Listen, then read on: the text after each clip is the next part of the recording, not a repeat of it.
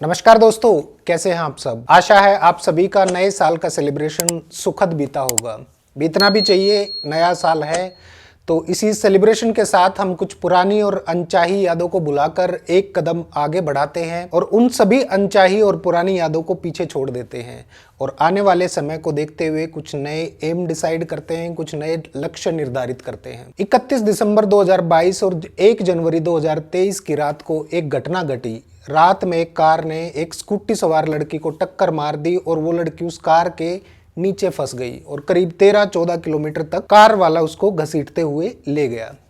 उसके बाद कार चालक उस लड़की के बिना कपड़ों की लाश को रोड किनारे फेंककर फरार हो गया। आप लोग इस घटना को भूल गए होंगे, लेकिन उस अंजलि नाम की लड़की को आज तक न्याय नहीं मिला है। 5 लोगों को गिरफ्तार किया और गैर इरादतन हत्या का मामला दर्ज किया गया। कई लोगों के कमेंट्स थे कि कार चालक नशे में थे इसलिए उनको पता नहीं चला। उसके बाद लोग ये भी बोले कि लड़की भी नशे में थी।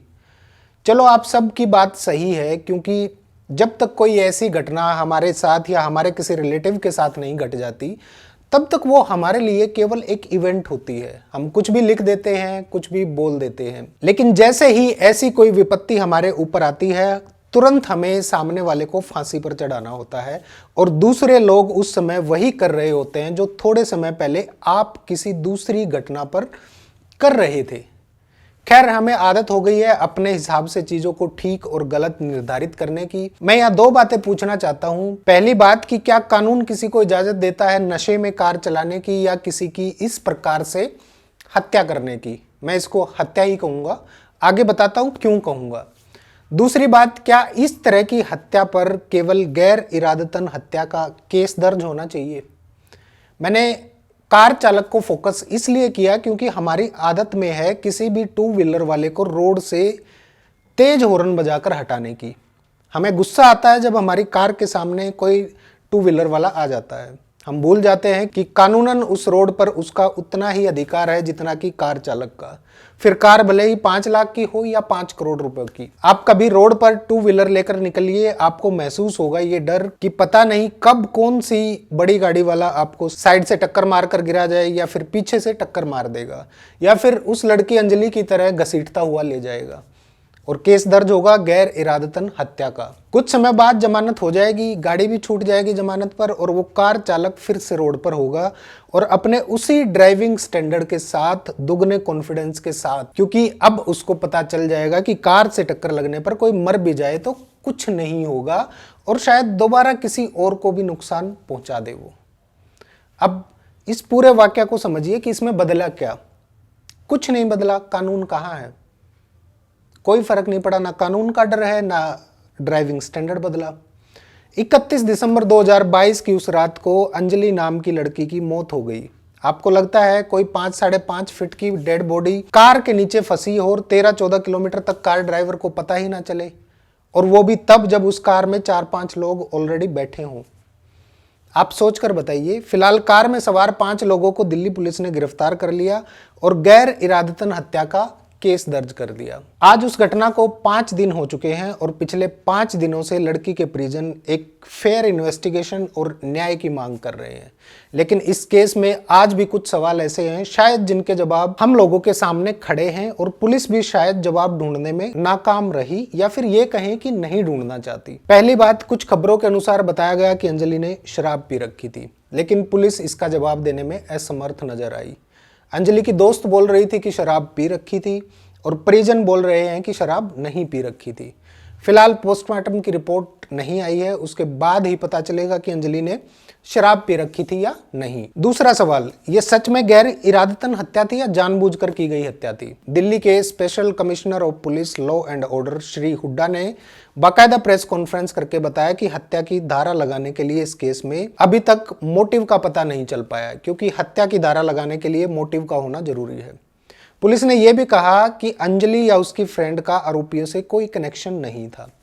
पुलिस ने यह भी बताया कि 5 नहीं बल्कि कुल 7 आरोपी थे। अब ये 2 लोग कहां से आ गए?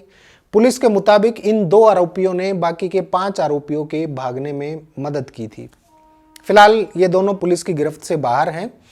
पकड़े गए लोग कौन हैं? एफआईआर के मुताबिक दीपक खन्ना ग्रामीण सेवा के ड्राइवर हैं। आरोपी अमित खन्ना उत्तम नगर में एसबीआई कार्ड में काम करते हैं। आरोपी कृष्णन कनाट प्लेस में कहीं नौकरी करते हैं।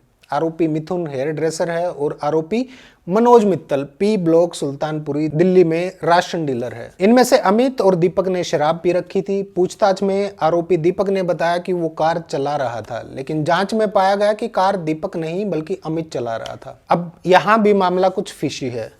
अगली बात यह है कि क्या सच में उनको लाश का नहीं पता था? इस पर पुलिस का कहना है कि पांचों आरोपियों ने झूठा बयान दिया था। पहले पूछताछ में बताया था कि वो इस बात से अनजान थे कि गाड़ी के नीचे अंजलि की लाश फंसी हुई है, क्योंकि कार में गाने बज रहे थे जिसके कारण उन्हें कुछ सुनाई नहीं दिया। लेकिन जांच में पाया गया कि आरोपी जानते थे कि उनकी कार में लाश फंसी है और अंजलि की फ्रेंड ने भी यही कहा था कि कार में कोई गाना नहीं बज रहा था। एक और अहम बात सामने आती है कि घर से निकलते समय अंजलि ने घर वालों को बताया था कि उसको इवेंट में कुछ काम है। वहीं उसकी फ्रेंड का कहना है कि वो किसी के बर्थडे सेलिब्रेशन में गए थे और ये हादसा पार्टी खत्म होने के बाद हुआ। दोनों ने डिसाइड किया कि अंजलि पहले अपनी फ्रेंड को घर छोड़ती और फिर खुद घर जाती। इस केस की ये कुछ अहम बातें हैं जिनके सवाल अगर पुलिस ढूंढ लेती है तो ये केस शायद सोल्व हो जाएगा, ऐसा मेरा मानना है। इन सब बातों को ध्यान में रखते हुए आप सबकी क्या राय है ये कमेंट करके जरूर बताएं। और एक बात आप लोगों की जानकारी के लिए बता दूं, कोई भी टू व्हीलर अगर डिसाइडेड स्पीड लिमिट के हिसाब से रोड पर चल रहा है तो आप उसको साइड होने के लिए नहीं बोल सकते, बल्कि आप ओवरटेक करने के लिए दूसरी लाइन के खाली होने का इंतजार करिए। टू व्हीलर वाले का भी कानूनन पूरा अधिकार है उस पर्टिकुलर लाइन में चलने का। ऐसा नहीं है कि बची हुई जगह में आप अपनी गाड़ी घुसाकर उसे जबरदस्ती साइड में कर दें और किसी की जान खतरे में डाल दें। ऑनेस्टली 2-3 मिनट में किसी का कुछ नहीं बिगड़ता, इसलिए बड़ी गाड़ी के साथ साथ अपना दिल भी थोड़ा बड़ा करिए और सोच कर देखिए कि अगर आप उस टू व्हीलर पे हों तो आप कितना अनकंफर्टेबल महसूस करोगे। इसी के साथ आज का ये वीडियो खत्म करते हैं। नमस्कार।